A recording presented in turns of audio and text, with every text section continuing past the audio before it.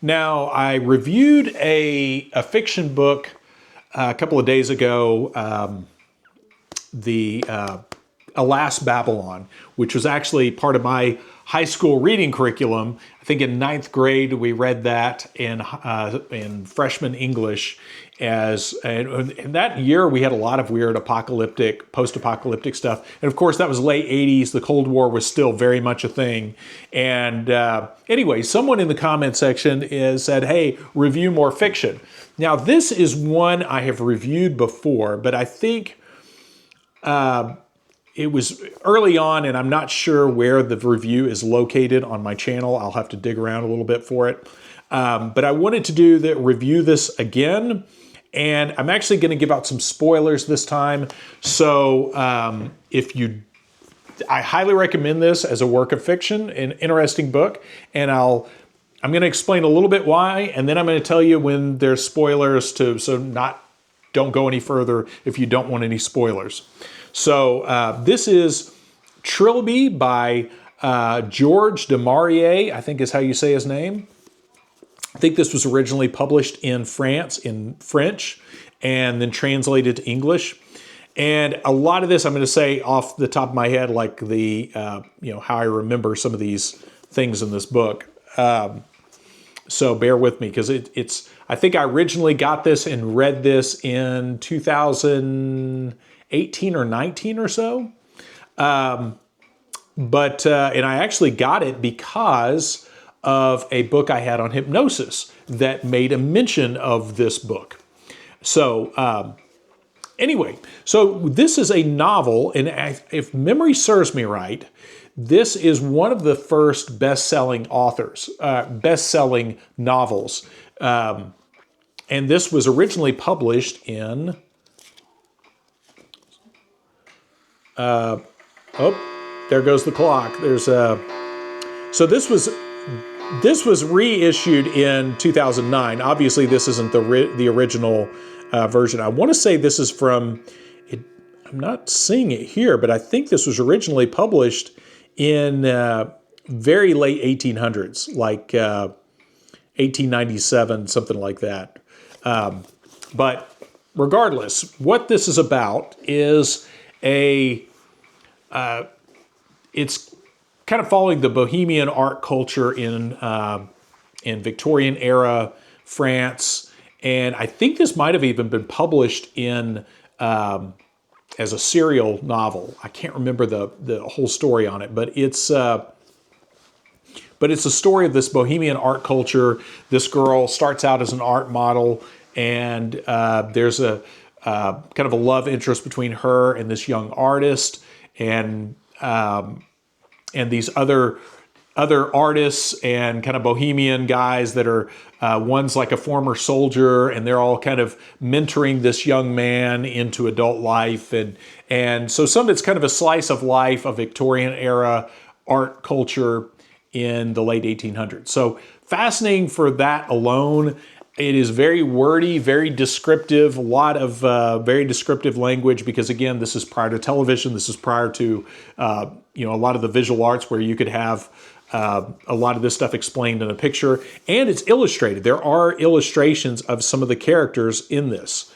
And I think these are all drawn by de Maurier himself, who lived in this culture, and this is kind of a collage or kind of a composite of some of his personal experience. This is about and I'll tell you this, and then I'm going to move into the spoilers. This is just to give you a basic plot synopsis for those curious. The reason I'm reviewing it on this channel, this is about an evil hypnotist.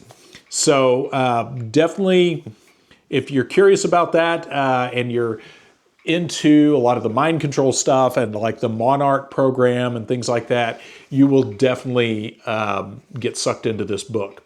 So mind control, evil hypnotist, all the things like that. And you'll be surprised by some of the way that's presented. So I can't say too much beyond that without giving some spoilers out. So if you just want to get this book and read it and then come back and check the rest of my review, now's the time to stop and run to your favorite bookseller. So, those of you that don't mind spoilers, we're going to go ahead and go into the spoilers. So, the interesting thing about this book is it is the story of an evil hypnotist. And I think that's fair to call the character evil because he is very much the villain in the story. The interesting thing about this and what makes this so unique and an anomaly in this kind of fiction is the evil hypnotist is very much Jewish, and his Jewishness is very much part of his character in the novel. And that is very rare for anyone to write a character into a story that is very much Jewish and very much a villain. And this guy is trained in the black arts and, using his hypnotism to, he uses his hypnotism basically to groom this young girl that's an artist model at this art school. And he takes her from kind of I wouldn't say a no talent. She's, an attractive young girl, but she's not really an accomplished singer or anything, and then trains her how to sing using hypnotism. And basically uses hypnosis to create this almost like a Celine Dion kind of persona for her, and grooms her and creates this star singer that then basically kind of pimps out in the entertainment industry in theaters of the day. And when you read this, when I read this, I definitely, you come away thinking of people like Celine Dion totally different, because it definitely makes you think, okay, if this dude was writing this in the late 1800s about a hypnotist using hypnosis to groom someone for not ignoble purposes, is that a way to say it? But for his own financial gain, and basically create a kind of a rock star persona in the day. So, if those of you who have read like Weird Scenes Inside the Canyon by Dave McGowan, or some of the other works digging into the pop music industry, once you've read this, it kind of helps connect a lot of the dots, because again, you have a very clear handler, and unfortunately, like we know from people like Kanye, a very Jewish handler that then subverts this young girl and turns her into a singer. And there's a lot more to it than that, but that's the gist of it.